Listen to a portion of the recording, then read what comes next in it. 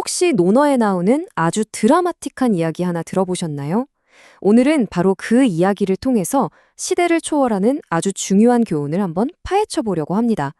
태도와 책임감, 그리고 진짜 가치 있는 삶이란 과연 무엇일까요?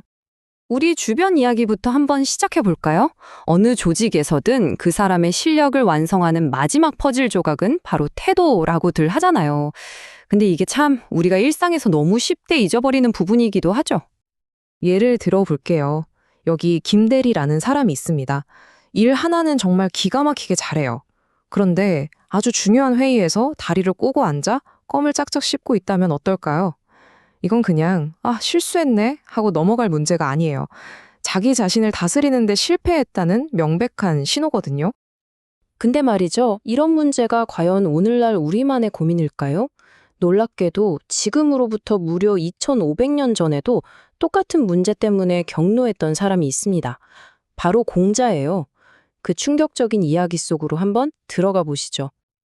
자, 그럼 이제 시간을 거슬러 올라가 보죠.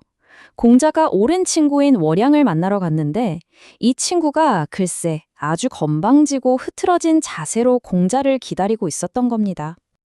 따뜻한 인사요? 어림도 없었죠. 공자는 보자마자 들고 있던 지팡이로 친구의 정강이를 그냥 팍 내리칩니다. 그러면서 정말 믿기지 않을 정도로 혹독한 말을 쏟아내요. 자, 여기서 가장 중요한 질문이 나옵니다. 대체 왜 자신의 오랜 친구에게 도둑이라는 말까지 썼을까요? 이 도둑이라는 한자, 적을 한번 뜯어보면 정말 재미있습니다.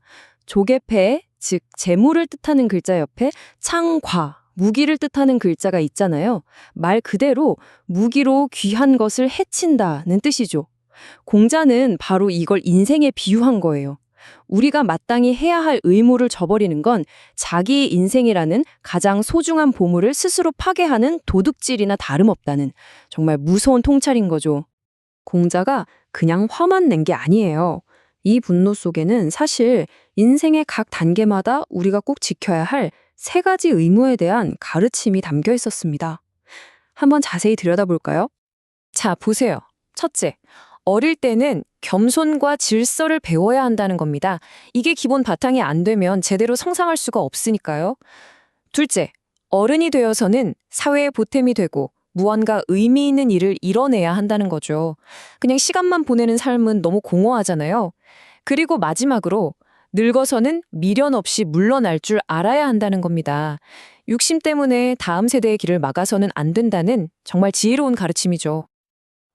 아니 근데 그냥 좀 편하게 앉아 있었던 게 뭐 그리 큰 잘못이라고 지팡이까지 들었을까요?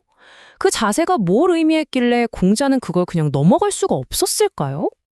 이게 바로 우리가 흔히 말하는 소탐대실의 덫에 빠진 전형적인 모습입니다. 작은 것을 탐하다가 큰 것을 잃는다는 뜻이죠. 원양이 얻은 건 뭘까요? 잠깐의 육체적인 편안함, 게으름 뿐이었어요. 하지만 그 대가로 잃은 건요? 인간으로서의 존엄성, 스승의 가르침, 그리고 주변 사람들의 존중이었죠. 정말 큰 걸 잃은 겁니다. 그리고 공자가 들었던 그 지팡이도 그냥 지팡이가 아니에요. 이 한자를 보면 손으로 나무를 잡고 있는 모양이죠? 이건 단순히 걷는 걸 돕는 도구가 아니라 무너진 질서를 바로 세우고 기강을 잡는다는 상징적인 의미가 있었어요. 그러니까 친구를 때린 그 행위는 폭력이 아니라 어떻게든 친구를 바른 길로 이끌고 싶었던 공자의 마지막 절박한 노력이었던 셈입니다. 정강이를 맞았으니 얼마나 아프고 창피했겠어요. 하지만 바로 그 고통스러운 충격이 원양의 인생을 바꾸는 결정적인 전환점이 됩니다. 때로는 우리에게도 이런 따끔한 충격이 필요할 때가 있죠. 원양은 그 부끄러움을 그냥 묻어두지 않았어요. 그걸 원동력으로 삼아서 행동에 나섭니다. 폐허가 된 마을 우물을 다시 짓는 힘든 일을 자초한 거죠. 물론 쉽지 않았습니다. 젊은이들은 그의 진심을 의심하고 심지어 홍수가 나서 모든 걸 망칠 뻔하기도 했죠. 하지만 결국 그는 포기하지 않고 사람들과 협력하는 법을 배워 우물을 완성해냅니다. 그리고 마침내 무너졌던 공동체와 함께 자기 자신의 명예까지 되찾게 되죠. 자, 그럼 이제 이 2500년 전의 이야기를 오늘을 사는 우리의 삶으로 한번 가져와 볼까요? 공자의 가르침은 지금 우리에게도 놀라울 만큼 정확하게 들어맞거든요. 우리는 매일같이 효율과 편리함을 쫓잖아요. 그러다 보면 나도 모르게 소홀히 하게 되는 작은 예의나 책임 같은 것들이 분명히 있을 겁니다. 이 이야기는 우리에게 묻는 거죠. 나는 지금 내 인생의 단계에서 마땅히 해야 할 의무를 다하고 있는가 하고 말이에요. 결국 스스로에게 물어야 할 질문은 이겁니다. 내 삶은 사회에 기여하는 것 없이 시간과 자원만 축내는 도둑의 삶에 가까운가? 아니면 나의 책임을 다하며 살아가는 인간의 삶에 가까운가?